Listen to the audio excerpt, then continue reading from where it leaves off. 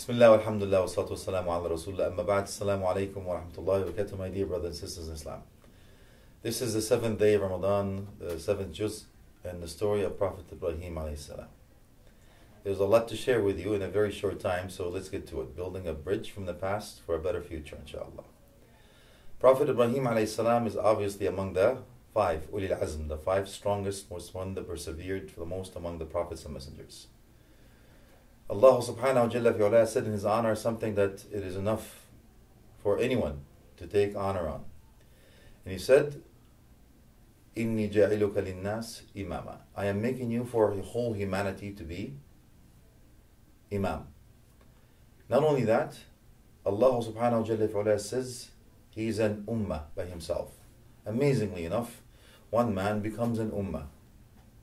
And we know that the word, obviously, Ummah comes from the bedrock of it, inshallah. Prophet Ibrahim AS had something very special. And when the scholars actually say, why did Allah subhanahu wa ta'ala, He said, give him that honor, that he's the father of prophets and messengers. He's an Ummah on his own. Some of them say, لَأَنَّهُ ضَحَّى بِجَسَدِهِ لِلنِّيرَانِ, he sacrificed his body for the fire. And we'll come back to that, inshallah. وَابْنِهِ لِلْقُرْبَانِ, and his son for the sake of Allah. And وَطَعَامِهِ لِلضَّيْفَانِ, and his food for the guests, meaning the angels.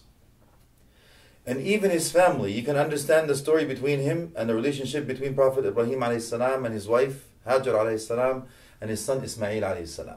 Now you'd understand for the first one we said ضيف and the hellfire, not the fire itself, meaning that when he was thrown in the fire, Allah subhanahu wa ta'ala is trying to teach us something which we're going to take away, inshallah, which is the lesson with yaqeen.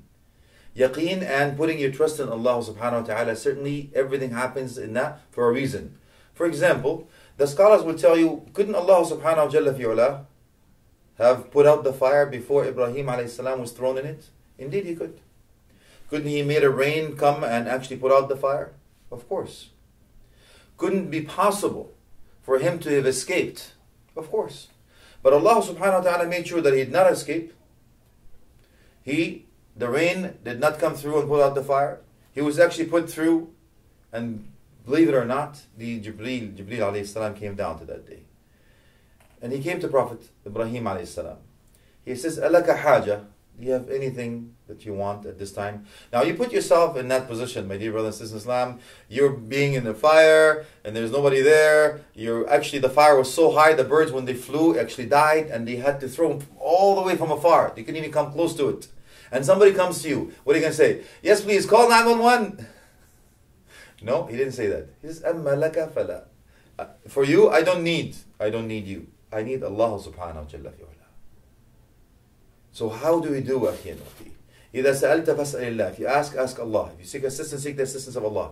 And that is things that we have to make sure that we know that if the whole ummah came together, if all nations came together to harm you with something that Allah did not ordain upon you, it will not harm you with any. Or that all nations come to bless you or benefit you with anything that Allah subhanahu wa ta'ala that ordained for you, they will not be able to help you or benefit you with anything.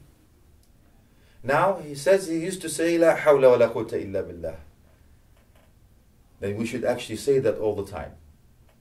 Now, you can understand also that there's another dilemma that he had.